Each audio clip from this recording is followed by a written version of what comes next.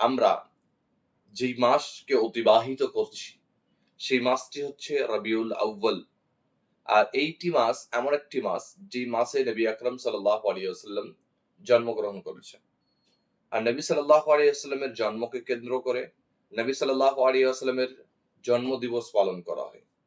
তো এই জন্মদিবস পালন করা কতটুক শরীয়ত সম্মত, সেই বিষয়কে নিয়ে আজকে আমরা আলোচনা করব। কিন্তু তার পূর্বে আমাদের কিছু শরীয়তের যে পরিকাঠামোগুলি রয়েছে, সেই জিনিসগুলি আমাদের সবারই জেনে থাকা দরকার। সর্বপ্রথম ওই কথাগুলি বলে দিতে চাই যে একজন মুসলমান আসল সফল সে কোন সময় হয়ে থাকে, কখন সে সাকসেসফুল হয়, এই বিষয়ে আমাদের সর্বপ্রথম জেনে থাকা দরকার।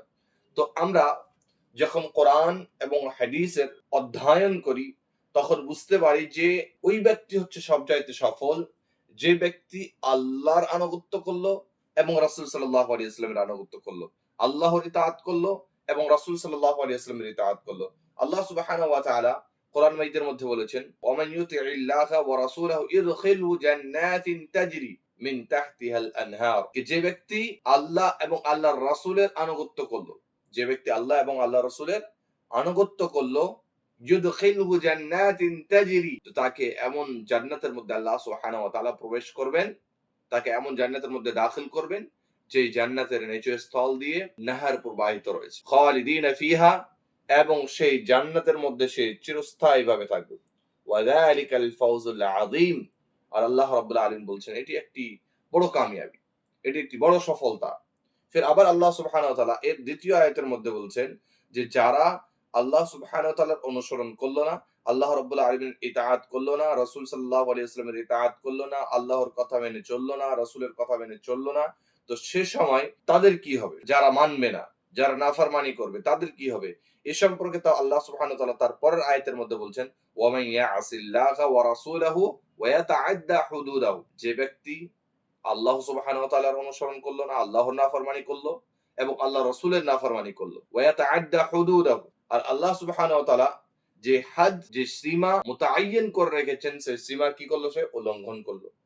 তো সে সময় আল্লাহ সুবহানাহু ওয়া তাআলা এরকম ব্যক্তি সম্পর্কে বলছেন, ইউদখিলহু নারান খালিদান। তো আল্লাহ সুবহানাহু ওয়া তাআলা এমন মানুষকে জাহান্নামের মধ্যে প্রবেশ করবেন, আর সেই জাহান্নামের মধ্যে সে চিরস্থায়ীভাবে থাকবে। এবং আল্লাহ সুবহানাহু ওয়া তাআলা বলছেন, ওয়ালাহু আযাবুম মুহিন। আর সেই আযাব হচ্ছে রুসওয়া কুন আযাব, অত্যাধিক খারাপ আযাব, রুসওয়া কুন আযাব। সেই আযাব থেকে যদি আমরা বাঁচতে চাই, তাহলে পরে আমাদেরকে কি করতে হবে?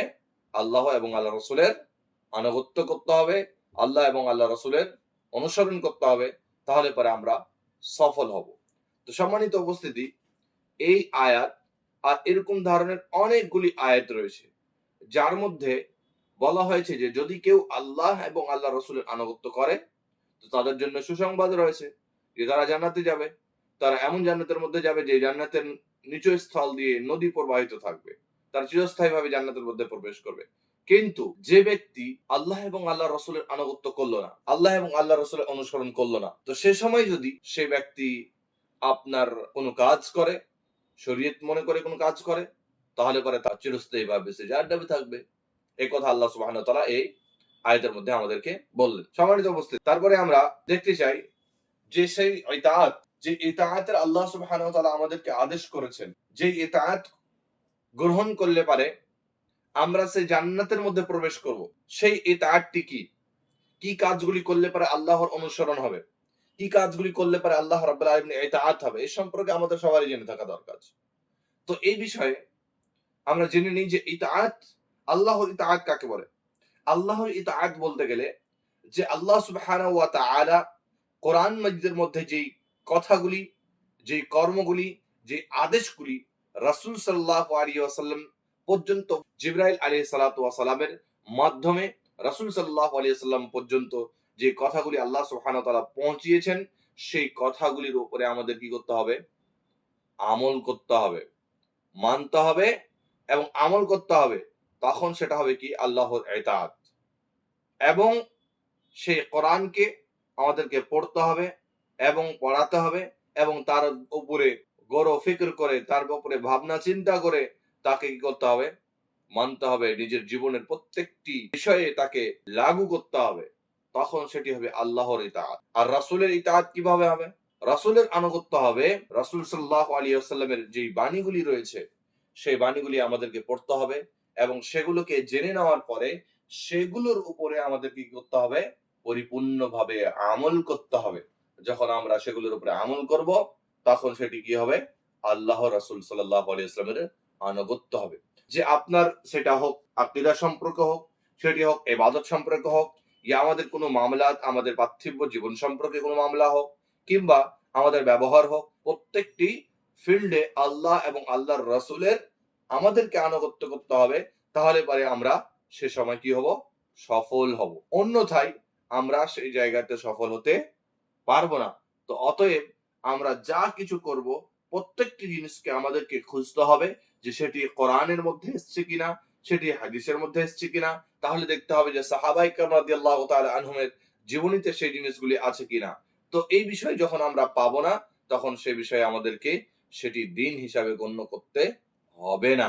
সম্মানিত উপস্থিতি, এখানে একটি কথা যে এখন তো আমরা বুঝতে পারলাম, আমাদের সামনে প্রকাশ্য হয়ে গেল এই কথা যে আমরা আল্লাহ এবং আল্লাহর রাসূলের ইতাআত, কোরআনের মধ্যে যে জিনিসগুলো এসেছে সেগুলো যদি আমরা মানি তাহলে পরে তো আল্লাহ রাব্বুল আলামিনের আনুগত্য হলো। হাদিসের মধ্যে যে কথাগুলো এসেছে সেগুলোকে যদি মানি তো রাসূল সাল্লাল্লাহু আলাইহি ওয়াসাল্লামের আনুগত্য হলো। তবে এখানে একটা প্রশ্ন হচ্ছে যে আমরা কাদেরকে আইডিয়াল হিসেবে মানব? এই কাজগুলি করাতে কাদেরকে আমরা আইডিয়াল হিসেবে মানবো? কাদেরকে আমরা দেখে সেই কাজগুলি করব যে সেগুলো করা যাবে কি যাবে না, তারা করেছে কি করেনি, এগুলো কি করে আমরা বুঝতে পারবো? এই সম্পর্কে তাও আল্লাহ সুবহানাহু ওয়া তাআলা আমাদেরকে বলে দিয়েছেন যে কারা সে সঠিক পথে ছিল।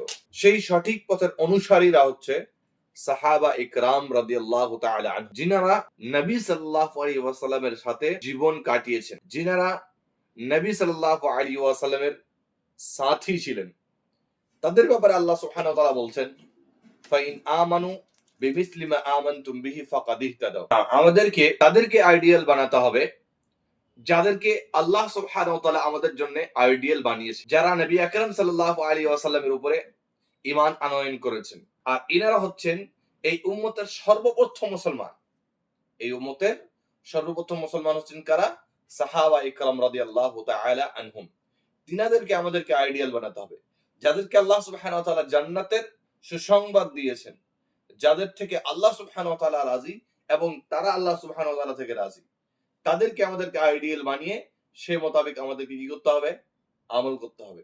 আর এই সম্পর্কে আল্লাহ সুবহানাহু ওয়া তাআলা কোরআন মাজিদের মধ্যে বলেছেন ফাইন আমানু বিমিসলি মা আমানতুম বিহি ফাকাদ ইহতাদাও। তারা যেভাবে ঈমান আনয়ন করেছে সেভাবে যদি এরাও ঈমান আনয়ন করে, অর্থাৎ যে পূর্বে সাহাবায়ে কেরাম রাদিয়াল্লাহু তাআলা আনহুম রয়েছেন উনাদের পদ্ধতিতে যদি আমরাও ঈমান আনয়ন করি বা তিনার জামানাতে নবী সাল্লাল্লাহু আলাইহি ওয়াসাল্লামের জামানাতে সেই সাহাবাদের যে পরের সাহাবারা রয়েছেন যারা ঈমান আনয়ন করেছেন তারাও যদি সেভাবে ঈমান আনয়ন করেন তাহলে পরে কি পেয়ে যাবেন? ফাকাদ ইহতাদাও। তারা হেদায়েত প্রাপ্ত হয়ে যাবেন, তারা হেদায়েত পেয়ে যাবেন। এবং আল্লাহ সুবহানাহু ওয়া তাআলা বলছেন যে ওয়া ইন তাওয়াল্লাউ, যে মুখকে ফিরিয়ে নেবে, যারা অস্বীকার করবে, তাদের মতো ঈমান নিয়ে আসবে না, মনমনি করবে, তো সে সময় আল্লাহ সুবহানাহু ওয়া তাআলা ফাইন্নাহুম ফি শিকাক, তারা কার মধ্যে রয়েছে?